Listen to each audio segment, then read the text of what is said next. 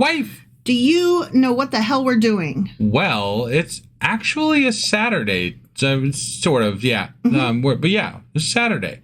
So I guess that means we're doing our Q&A Saturday, and it's on a Saturday. We are running a little behind this week, though. I know. We did mean to make this not on a Saturday. Isn't that funny how that worked out? So we apologize for that. I've had some crazy changing jobs. It's just everything's kind of been up in the air, and we're trying to get back on a regular schedule. So bear with us, guys. And we will be back to our regular, normal selves soon. As we start a new book. Yeah, as we start a new book. Yeah, It'll be fun. It'll be fun. So what are we Qing and Aing today? We are covering the last couple chapters of, what's his name? Ezekiel. Yeah, that's the one. And that would be chapters 46, 47, and 48. All right. Well, let's go ahead and do this. Okie dokie.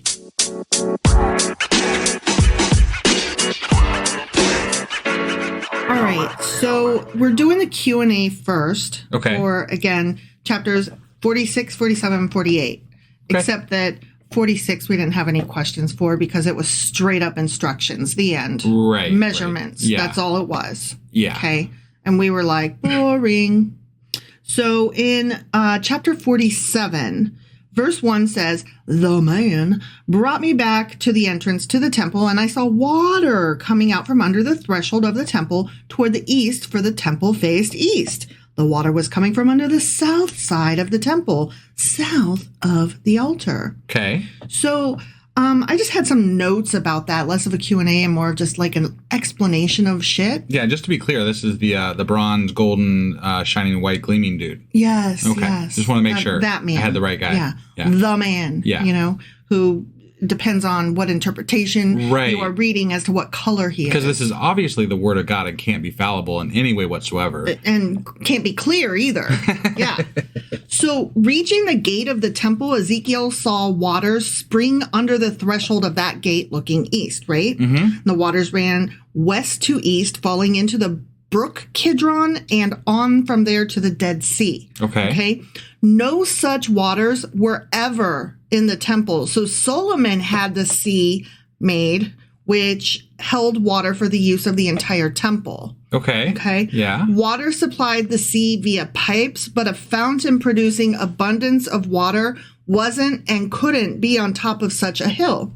So consequently, these waters are to be understood as being spiritual or symbolic rather than as something that has ever happened or likely could ever happen. Okay. I can believe that to an extent, but they also at some point back in Moses' time told us that water sprang forth from a rock. So I mean, maybe they just don't have a good grasp on how water works. Right. I mean, that could be because like we used to think that we had moods were like humors and they impacted what sicknesses we had. Right. And they used to like bleed us with leeches and like, our scientific understanding of the body or anatomy or biology or chemistry was not all that great. Right. So, but I am going to lend it a little bit of leeway here because I remember when we were talking about that, they talked about the waters flowing out and like creating this whole new Garden of Eden type thing. So that could lend to spiritual things as opposed to physical water. So here's the problem though. Again, this is supposed to be understood to be spiritual or symbolic. Yeah. Yet later, God gave specific borders to mark the land and like real numbers. Yeah.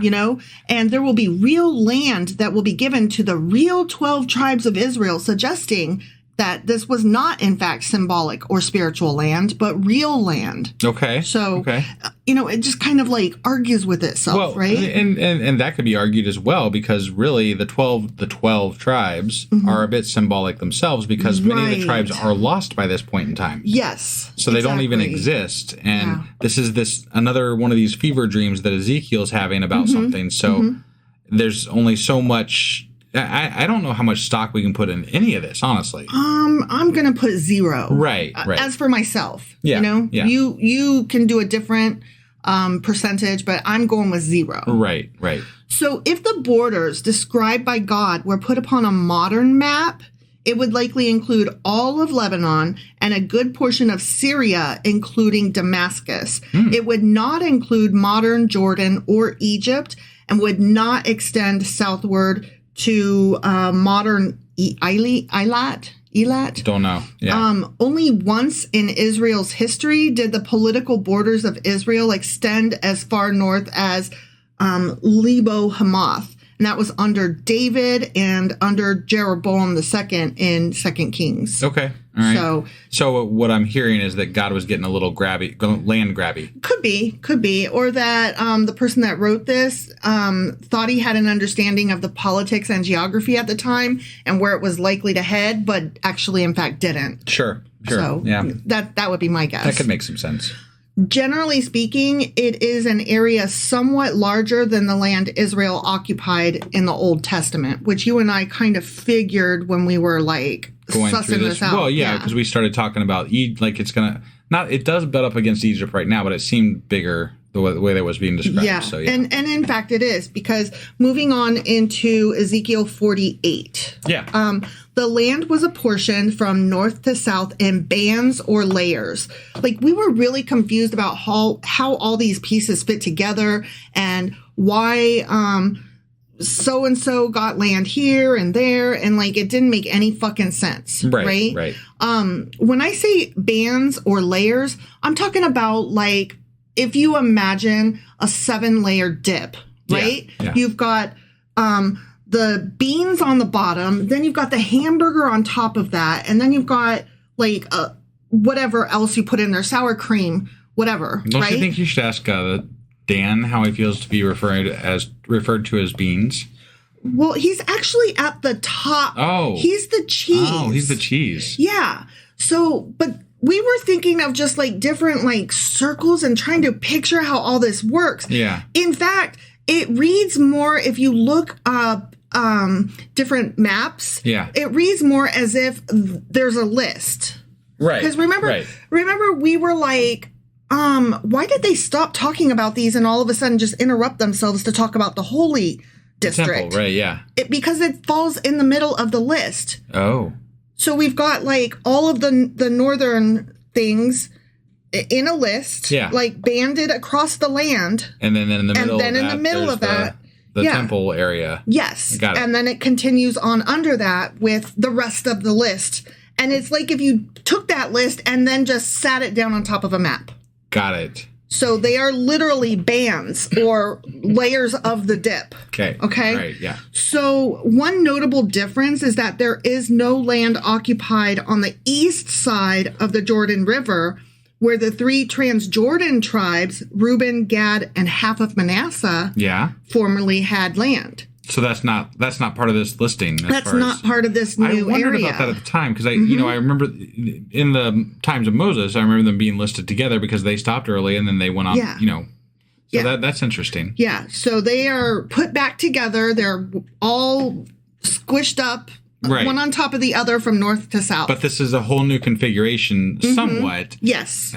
Compared to what God promised, quote unquote, promised them before. Mm-hmm. So that's interesting to me because God, I thought that what they had the first time was supposed to be the promised land. Right. And then it turns out that the promised land was a little bit more than what they described, but also a little bit less in some areas. Yes. The land markers didn't quite work out exactly the same way. Yeah. It's very interesting. It's like Ezekiel was like, yeah, that didn't work. So what we're going to do is, and then he picked up all the pieces, shuffled them together, and then relayed them out. Yeah. And was like, here. But instead of like just laying them out haphazard all over the map, he just laid them one on top of the other from north to south. Right. And the way he laid them out is very important because we didn't understand that Judah and Benjamin, they are the ones that were thought to be the most loyal through it all to God's word. Right. Those are on the north, Judah, and on the south, Benjamin. Right between those two, that's where the middle section is of the city and the priestly. Definitely the most important tribe. Yes, they were rewarded because they each get to be closest to the the Holy Land, the Holy District. It's funny to me because I don't know if you recall this, but Benjamin at one point was actually destroyed almost completely, and they took slave women to repopulate that tribe. Yes. That's Correct. crazy.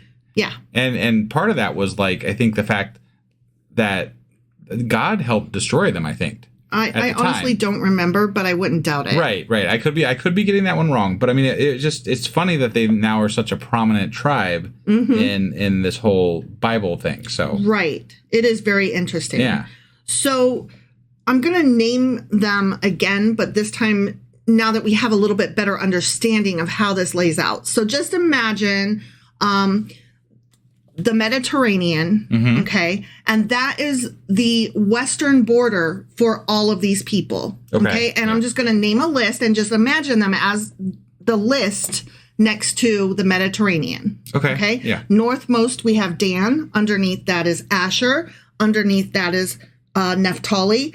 Underneath that is Joseph's two, because it didn't go to him, it went to his two sons, if you recall. Right. So Manasseh and Ephraim. Okay. And we'll come back to that in a minute. Reuben and then Judah. Okay. Right. Then we've got the Holy District, which I will talk about more in a minute. Sure. Okay. Underneath that is Benjamin and then Simon and then Issachar, Zebulon, and Gad. Okay. Okay. Yeah. So let's talk more about that center area, though. Yeah. The Holy District. Right. So I looked on maps to try to understand it better because I'm somewhat of a visual person. And I don't feel like the Bible explained it well enough that I could imagine this. So I'm going to try to explain it a little bit better than the Bible did. Okay. Okay? Yeah. So the Holy District is set up similarly to the rest of it, where it's a list, except for the bottom part of the list. Okay? Yeah. So at first we have the Levites. Okay? Right. They are the northernmost part of this Holy District. Right. And that puts them the furthest away from the temple. Okay. Even though they get included in that center section, right, they are the furthest away from the temple. It was just kind of interesting because they're actually responsible for a lot of things going on at the temple. So yes. So they get to be in there. They get to be included, but they are northmost and furthest away. Underneath them on this list comes the Zadokite priests and the sanctuary and the temple, because the Zadokite priests, of course, live and serve in the sanctuary, the temple. Right. Okay. They're the special priests. Yeah. So that's in the very center. They get the special eating clothes. Mm-hmm. Yeah. Mm-hmm. And then just south of that comes the city. Okay. Okay. Now, the city lies between from west to east. Mm-hmm. Like, the city isn't a whole band to itself. Got it. Okay. It's a little teeny tiny square that on each side of it is the city gardens. Okay. Okay. Mm-hmm. And then what I've just described to you is a whole square. Okay. So it goes the Levites, the Zadokite priests, the sanctuary with the temple, and then the city surrounded by the city gardens. Okay. So that is a square that I just described. Got it. Okay. And that is not the entire length of the rest of the bands. So what makes up the rest of that rectangle is prince lands on either side. Oh. Okay. That's what fills out. So the prince is in the middle too, but in the middle of the prince is the Holy District. I see. Okay. Does that make better sense? Yeah. Like, I could not picture this for the fucking life of me. I guess I didn't try that hard, honestly, because to me, it doesn't really matter. Right. Yeah. It's a dream that Ezekiel supposedly had and supposedly wrote down and supposedly is the word of God that has never been fulfilled. Right. And probably never will. Well, especially with this really weird layout where they just wrote down a list and then stuck it on a map and said, there you go. Yeah, well, it's weird. It's things like this that really take away from the believability of the Bible in general. Robs it of any magic. Yeah. You know? Yeah. It's kind of disappointing, like, Right, that's it? Yeah. Okay. So let's move on from that to the gates around the city. Okay. Okay. So the gates around the city, this comes from, you know what? Let me back up. I'm sorry. I should have read the next sentence here. Okay. In my notes. Okay, so the verses in the last section, sections 30 through 35, were apparently added from a different source because they focused the city gates on each of the 4 sides. And each gate is named after a certain tribe. Right, I remember that. So that shit was all added later by other people. They would have been followers of Ezekiel. Yeah. But not Ezekiel himself. Okay. Because he had all the layout of all the city and stuff. And, like, the gates were less important to him. Sure. So the new city is different from the Jerusalem in history. We pointed out already some of the differences. Yeah. Because the gates of the post-exilic Jerusalem in Nehemiah's time, like way back when, were carefully noted, yet none of them was named after the tribes. Right. Although in the pre-exilic period, there was a Benjamin gate and an Ephraim gate.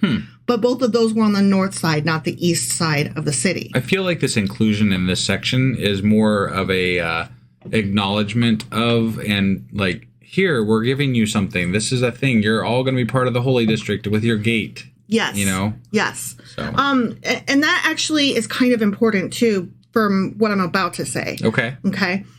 In the new city, Levi stands as one of the 12 tribes with its own gate. Like the Levites. Yeah. Like, they are in the holy district, right? The Levites themselves. Yeah. They get to be in the holy district, but they're the furthest away from the temple. Right. But they also get their own gate. Wait a second, though. So how would that make it 12? Yeah. Okay. Because remember I said we come back to that when I was talking about the 2 that were Joseph? Yeah. On the gates, they are 1, listed as the Joseph gate. Oh. Okay. So that the Levites can have a gate. So they've created essentially a 13th tribe. Yes and no, because Manasseh and Ephraim were referred to as the Joseph tribe collectively on and off. Right. So it technically is Joseph's tribe, but it's his 2 sons each get 1. Okay. So it depends on how they want to do it. And for the purposes of this, they were like, no, we really want the Levites to have their own gate. I mean, to be fair to Joseph's sons, the entire, history of the Bible is based on one person. Right. So I don't know where they get off saying any of this. If you say that there was 12 tribes before, there should still be 12 tribes. But, whatever they got to do to appease these little priestly people. Right. Is fine, I guess. And at that, it's just in a dream. So who cares? Right. And like going back to what you said, yeah, who fucking cares? But it matters in how they imagine placating various people. Yeah. Yeah. That part is what I found interesting. Sure. How they laid out, like, what they thought of the various people as far as, like, in this dream, you're shitty, so you get to live furthest away from the city. Right. Like, that's important. Yeah. The city less so, but how they imagined the people. Yeah. That's what I found really interesting. Right. And that's what I was trying to imagine when they were like, and this guy was living furthest away. I was like, what? I can't see it. So I had to see it in order to understand what the people, how they were being punished or rewarded. Okay. Yeah. Okay. So, we've got the Joseph Gate, and that's how they did there's still 12. Yeah. Okay. All right. So the image of a city with 12 gates distributed equally among the 4 sides and named after the 12 tribes of Israel is really super fucking unusual. Okay. Okay. City walls were usually designed intentionally with only 1 gate. Right. I mean, that makes a lot of sense because if you want to keep your city. Right. Yeah. Yeah. But this is going to be in a time of peace on earth or whatever. Of course. In an Eden. Yeah. So we'll all live in harmony. There's no need to protect yourself. Right. We just need to enter. Mm-hmm. So but if that's the case, why don't you just leave the gates? Well, I'm just saying. Not everybody can fit inside. Some people live outside. They come to visit this city. But why do you need gates, is what I'm saying. That I could not tell you. Okay. But I feel like it's just symbolic. It's just let's mention all the fucking tribes. Here's the people that are important to it. There they are. That is a very good question. You actually did stump me. Like, I don't fucking know. Right. So, okay, moving on since I can't answer that. Sure. And since, again, who cares? Yeah. The order of the gate naming seems to have its own logic, which I found this kind of interesting too. The children of Leah all are on the north one. Judah, Levi, and Reuben. Okay. Because remember, Jacob had several. Jacob's name is Israel, and he had several different. He had like a wife and her sister wife or something like that, and then each of them had a concubine. Right. Because his wife couldn't have a baby or whatever. Right. So Leah was one of his wives, and so her children, Judah, Levi, and Reuben, are on the north side. On the south side. Is the other ones of Leah's children, Simon, Issachar, and Zebulon. Okay, because she had a shit ton. Yeah. Okay, the children of Rachel, remember, that was the one he really loved. Yes. Rachel was his true love. Right. His actual wifey wife. Her children, Joseph and Benjamin, and also with Dan, who was the oldest son of Bilhah, Rachel's handmaid. Right. Those guys were all on the east side. Okay. Okay? Yeah. So she only had two. And, he had one with this other fucking maid of hers. Sure. Where are you going to put that dude? So stick him. Because it was Rachel's handmaid. Got it. Okay. Yeah. So that guy gets to be with them. Right. The remaining children of his various concubines or whatever, Gad, Asher, and Naphtali were grouped together on the west. So the arrangement recalls the order of tribal camps around the tabernacle. 3 on each of the 4 sides, as referenced in the Book of Numbers. Got it. So I just thought that whole thing was interesting. And there weren't really a lot of questions that we had. But that was the Q&A info that I could come up with that I thought might be interesting for this. Got it. Yeah, okay. No, that's good information. Yeah. Yeah. So is that all you got for us today then? That is all I have for the Q&A, yes. All right. Well, we are going to be releasing the next episode, which will be the wrap up for Ezekiel. And we'll be doing that actually here probably tonight and shortly. So we'll be releasing a couple back-to-back today. And then we'll be back tomorrow with... Oh, we will be doing the You Are Always Wrong, or as I like to call it, You're Always Wrong. That's right. And so am I sometimes. But, always wrong? No, right. I'm right. I'm right. I'm correct. Okay. Sometimes. And then usually, I'm also wrong. Well, but, in the purposes it's not my fault. And for the purposes of the game, you're always wrong. Right. That's the point. But in everything else, you're usually right. So that's why I enjoy this game. Sure. And then are we still endeavoring to get done a book club? Yes. A sacrilegious book club will happen this weekend. Okay. Yes. All right. So we're still kind of trying to get all this done. Sorry for the delay this week. We're kind of setting into a new schedule, and it's been a little bit hectic getting into it. So because you started a new job recently. Right. And so we apologize for the, not exactly on time stuff. The forthing and the backing. Yes. Hopefully we will find our rhythm and get back into this full-fledged here soon. And in the meantime, hang in there, and we'll be back shortly with the next episode. Okie dokie. Bye. Bye.